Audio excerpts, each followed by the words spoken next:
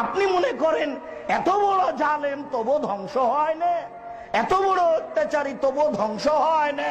রাসূল সাল্লাল্লাহু আলাইহি ওয়াসাল্লাম বলছেন, জালেমকে আল্লাহ কিছু সুযোগ দিয়ে দেন। এই যে আখাযাহু লাম ইউফলিথু, যখন আল্লাহ ধরেন তখন আল্লাহ ছাড়েন না।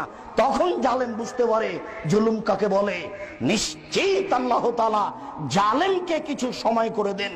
তখন সে মনে করে আমার কিছু হবে না, আমি মানুষের প্রতি যতই জুলুম করি না কেন, আমার অধীনস্থ মানুষের প্রতি যতই আমি অত্যাচার করি না কেন, আমার কিছুই হবে না। কেন? আল্লাহ যা তাকে সুযোগ দিয়েছেন, এই সুযোগে এই ক্ষমতার আশায় সে মানুষের প্রতি নির্যাতন চালিয়ে যায়।